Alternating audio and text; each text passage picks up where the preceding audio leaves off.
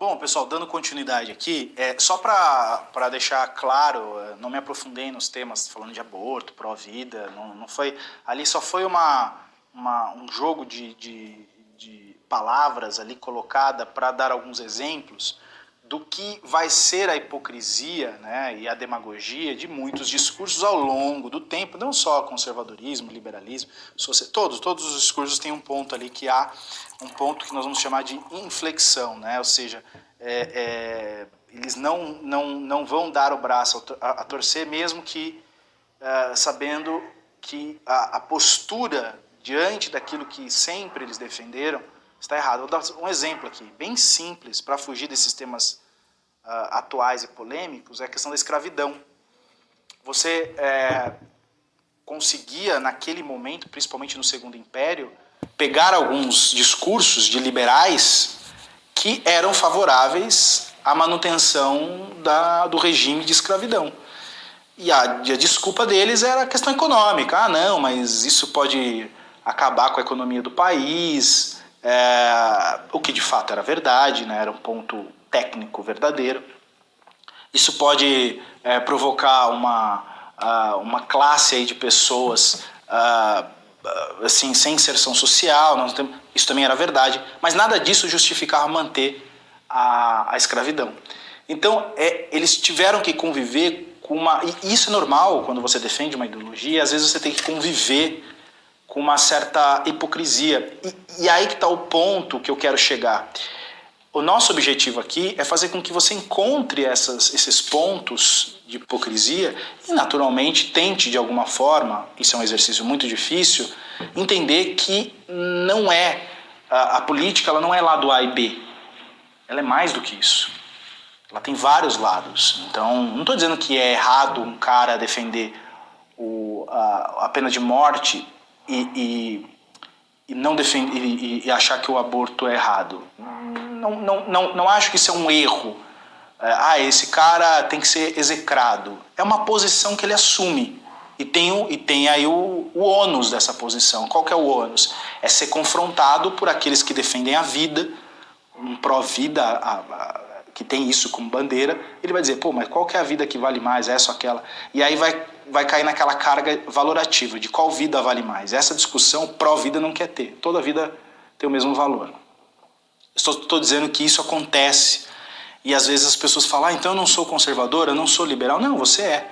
Só que existem esses pontos que a gente precisa refletir juntos, todos nós, a todo momento. Por isso que não dá para levar a política numa dicotomia. Aliás, o pensamento político brasileiro, ele leva essa dicotomia, né, do idealismo e do realismo, o que é uma pena. Né? Dá para você ter um toque de idealismo com uma porção de realismo e ser essa a sua corrente. Né? Como, por exemplo, aqui no Brasil é pouco difundida, nesse momento, no passado já foi mais, o liberalismo social. Todas as vezes que você pronuncia isso, o cara é um liberal social, ele é de esquerda. Não é. Não é. Um cara que não tem, por exemplo, não dá para você falar que o Melchior, que foi um dos maiores liberais brasileiros, ele é um cara de esquerda. E ele era um liberal social. O Norberto Bobbio, em dado momento da história, é verdade, ele se dizia social-democrata, depois um liberal social. Ele na cabeça dele ele evoluiu, como, por exemplo, alguém falar que o Milton Friedman era um indivíduo que não era liberal, porque defendia renda mínima, por exemplo. Então tem algumas contradições, a ideia de que política não é apenas lado A e lado B. Quando você assume isso, quando você entende que isso é verdade, as coisas começam a ficar mais fáceis de serem entendidas. Isso eu posso afiançar a vocês. Portanto, as ideologias elas podem ser classificadas como diagnóstico, né, que elas fazem da causa do atraso dos prognósticos. Né? Então, por exemplo, uma ideologia vai tentar, de alguma maneira, classificar aquilo que não foi possível pelo realismo, né, pela circunstância que se apresenta, Então ela vai tentar desenhar o futuro, talvez o presente, né? Como se desenha o presente. Quer ver um exemplo aqui? Hoje, explicar o fenômeno de 2018 para cá, de 2017 para cá, é algo muito arriscado. Por que eu digo que é algo arriscado? Porque muitas pessoas vão ter várias visões e tem pessoas que não têm um conhecimento mínimo, nem para estabelecer uma análise, uma percepção da realidade. Mas ainda assim elas vão se arriscar a fazer isso, fazer recortes, frases de efeito, etc. E a gente vive hoje um pouco do anti-ciência, né? As pessoas, não no sentido positivista, mas no sentido acadêmico mesmo, as pessoas no passado, eu me lembro, estou falando por mim, era dado um valor que eu acho correto àquelas pessoas que estudam. Hoje não, hoje vai lá um determinado cara no YouTube, faz um vídeo, aí você pega lá, quem é você, né? O que você estudou? Aí o cara nada, o cara só é um fazedor de vídeos e assistidor de vídeo. E por algum motivo essa pessoa tem um apelo hoje numa massa, e a massa acredita nesse cara e fala, não, aquele cara ali aí vai taxar, e se o cara que é de esquerda fala, aquele cara lá é fascista, direitista, ou quando o cara é de direita, aquele cara lá é esquerdista. Pô, não, o cara é só um intelectual que entende que a vida não é A e B, lado A e lado B. Bom, então nós temos no eixo cosmopolita, conforme eu havia dito a vocês, nós temos cosmopolita, né, nesse eixo, os liberais e o liberalismo e o socialismo. O problema aqui no Brasil é a falta de liberdade individual do cidadão. Esse é o grande problema. Para os liberais, a causa do atraso do Brasil é o autoritarismo e a ignorância. No eixo do nacionalismo, nós temos o conservadorismo. O conservadorismo ele vai se dividir em duas vertentes. O conservadorismo culturalista e o conservadorismo estatista. No conservadorismo culturalista, vai se conservar os costumes, os modos da cultura brasileira. Esse é o caso do conservadorismo de sociedade, que é o conservadorismo moderno, faz elogios à colonização brasileira, faz elogios ao catolicismo, à civilização portuguesa, à cultura judaico-cristã. Esse cara é um conservador culturalista. Então você tem autores clássicos desse período, como José de Alencar, Eduardo Prado, Gilberto Freire, e por aí vai, né? E você tem o conservadorismo radical, que é o conservadorismo moral, aquele ligado à Igreja Católica. E veja que eu não estou nem falando aqui das igrejas protestantes, porque a predominância nesse período que eu estou me centrando por hora, primeiro e segundo reinado, a predominância era a Igreja Católica. Então, é injusto, eu até como católico, dizer que o radicalismo só há na Igreja Protestante. Mentira, naquele período nem havia essas, de uma forma aparente ali, as denominações das igrejas protestantes. Logo, se havia um conservadorismo radical, portanto religioso, era da Igreja Católica. Por exemplo, tivemos casos emblemáticos de padres, por exemplo, defenderem a escravidão. Olha que loucura. De padres defenderem e bispos defenderem a monarquia absolutista, que, a bem da verdade, se a gente pegar historicamente, o que o cristianismo tenta romper, ou melhor, tenta estabelecer, é o prestígio à liberdade das pessoas, a liberdade do indivíduo. Cristo, basicamente, ele veio para, entre outras coisas, não quero entrar aqui no mérito, mas é para focar na liberdade das pessoas, né? Tirar as pessoas do jugo de outras pessoas, em especial a escravidão. Pode ser uma escravidão política, pode ser uma escravidão dos moldes que a gente viveu no Brasil, enfim, pode ser uma escravização intelectual, né? Então, enfim, pode ser várias escravizações. A ideia é de prestigiar a liberdade do indivíduo. Então, esses conservadorismos radicais, o que eu vou chamar de reacionarismo, eles existem ainda hoje, eles ainda são febres, aliás, eles se tornaram febre nos últimos anos por conta de uma falta de clareza do que é o conservadorismo. E aí as pessoas se apegaram àquilo que mais fácil foi entregue a elas. que é essa coisa que esse conservadorismo religioso, né? Olha, se você não acredita em Deus, você não é conservador. Se você não é católico, você não é conservador. Se você não é evangélico, você não é conservador. Isso é um modelo anacrônico de analisar o conservadorismo. Ah, não, você tem que rezar, você tem... Cara, isso é de foro íntimo. É até contraditório, porque é possível que você tenha um cara que se intitule, que se intitule cristão, e as falas desse indivíduo são, assim, autoritárias, elas são preconceituosas, são falas que violam a dignidade da pessoa humana. E você fala, pô, o fato dele se classificar como cristão fez dele um conservador, e eu, por não ser talvez aí de uma denominação qualquer cristã, de uma religião qualquer, e eu não penso, eu não falo o que ele fala, muito pelo contrário, né? Eu não sou um conservador. Então esses dilemas eles vão ocorrer ao longo da sociedade. Por isso que Michael Oakeshott, João Pereira Coutinho, o próprio Roger Scruton, eles vão dividir o conservadorismo religioso do político, né? Porque tem pessoas que, enfim, divergem na questão religiosa, pode ter católicos de várias vertentes, enfim. E aí abre um mundo que aí você vai ter que definir o que deve se prestigiar ou se proteger em termos de tradição. O catolicismo, que seria a igreja cristã mais antiga, ou não?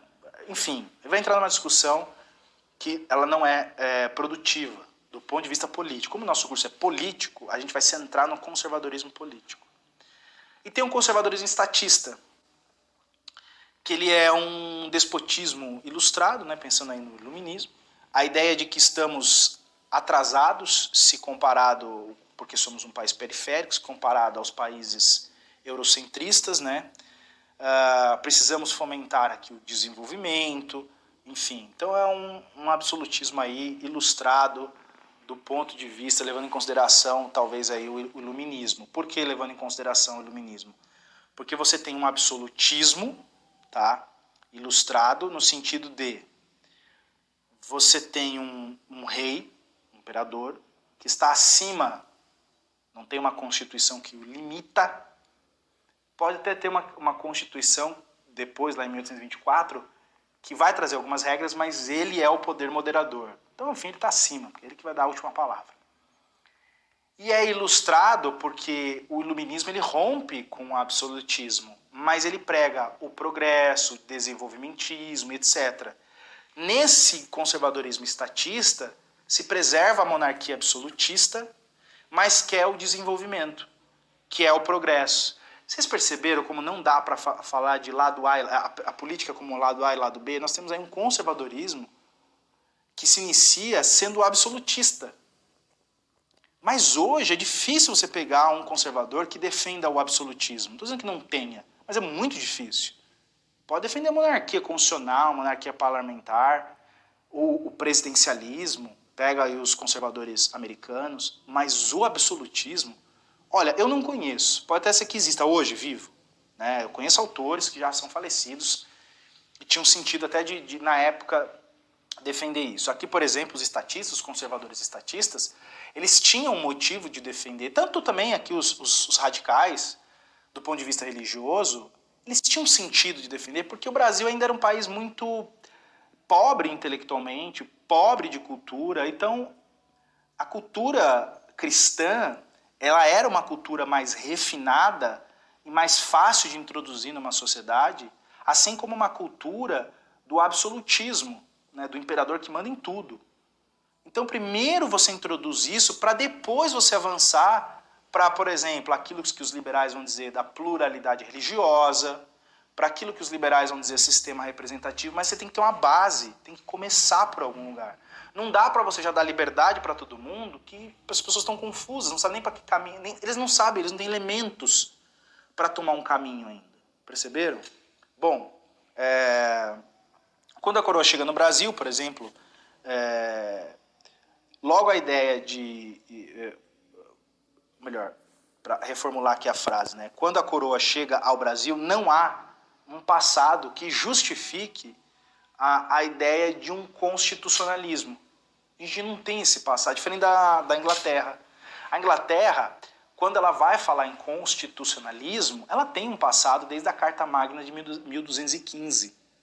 O Brasil não tem um histórico, a não ser se você olhar para Portugal, mas não tem um histórico constitucional. Então é difícil você falar já numa monarquia constitucional se você não tem um passado com o constitucionalismo. Você tem um passado com uma monarquia, mas não com o constitucionalismo. Então eles tiveram muito cuidado, os conservadores da época, por isso que eles foram, o pensamento, os conservadores, eles tiveram lá o pensamento hegemônico até 1870, porque eles pensavam o seguinte: enquanto nós não tivermos um Estado forte, não dá para falar em coisas, não estou dizendo que liberdade seja fútil, mas em coisas que requeram um certo grau de maturidade da sociedade. Bom, ainda sobre o conservadorismo cultural, os liberais giram em torno da liberdade. Os conservadores giram em torno da ordem e da autoridade. Tá? O conservadorismo cultural preserva tradições. É bom até anotar no caderno, né? O conservadorismo reacionário está ligado a Roma, olha o que eu estou falando aqui, a Roma e não ao Brasil. Né? A cultura nacional de Roma, no passado, ela estava ligada à própria ideia de Estado. Então, o Estado era subserviente à Igreja. Então, nesse reacionarismo absoluto, a instituição mais importante é a Igreja e não o Estado. No conservadorismo político atual, dando esse salto da Roma Antiga para cá, o que é mais importante é o Estado e não a Igreja, enquanto instituição. Tá?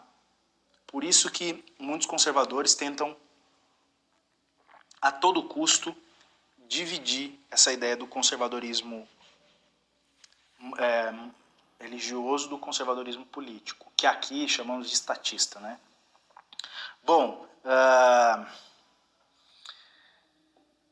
o libertarianismo, uma pergunta até que foi feita no intervalo aqui, se existia libertarianismo nessa época. Olha, de forma bem incipiente, até eu achei aqui nesse livro, algumas, no livro negro do comunismo no Brasil, eu achei alguns pensadores libertários, que se intitulavam libertários, no segundo reinado. Mas era muito incipiente e muito assim, diferente, talvez. Ainda mais pensando no primeiro reinado, era muito, muito diferente da ideia que nós temos hoje de libertário. Tinha lá o Herbert Spencer, com uma ideia ali liberal econômica, ideia de estado pequeno, enfim. Mas assim, era tudo muito incipiente. Você vai ler e ouvir alguns autores falando de libertarianismo ali já no início da República Velha, talvez com mais ênfase. E alguns vão dizer, mas o Fábio, lá na Europa, o Stuart Mill, ele não era um libertário? Eu não sei se ele se enquadrava como libertário, se ele se enquadrava como libertário. Eu sei que ele se enquadrava como um liberal utilitarista. Né? Alguns libertários se identificam com ele. Né?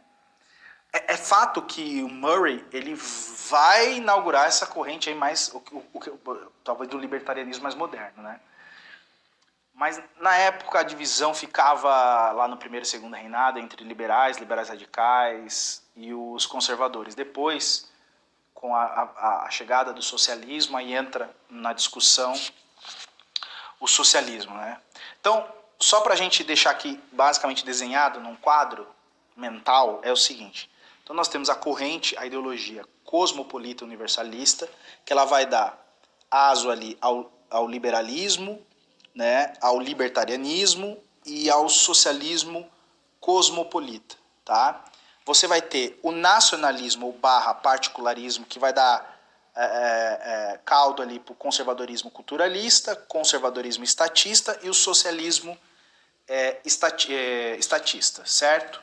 Bom, para a gente não misturar aqui os blocos, a partir da próxima aula, eu vou começar a falar do pensamento político que se desenvolve no período de independência do Brasil. Aí nós vamos discutir, a partir daí, a briga entre... Até agora, o que eu falei para vocês? Até agora eu falei para vocês como era feita a divisão à época. Conservadores estatistas, culturais, ligados ali à ideia nacionalista / particularismo. O liberal, eu não vou falar do libertarianismo nem do socialismo cultural, mas, ou melhor, cosmopolita, mas dentro da visão cosmopolita você tem o liberal. Então nós vamos trabalhar com essas duas ideologias em especial, o liberalismo e o conservadorismo. E agora nós entramos no período da independência. Então nós vamos começar já a tratar das discussões sobre, principalmente, né, como a visão desses conservadores sobre a construção de um Estado nacional. Até agora nós entendemos o quê? Que há essas duas visões, da onde elas nasceram, que, portanto, eu já justifiquei aqui, creio eu, que elas já existiam, então não é algo, não é um fenômeno moderno, e mais, não é algo, o conservadorismo que nós vivemos hoje, ou o liberalismo que nós vivemos hoje, tem sim um fio condutor na história do Brasil, sem um apego a essa questão eurocentrista. Para você ser conservador, você precisa ser leitor de Burke, para você ser liberal, você precisa ser leitor de John Locke.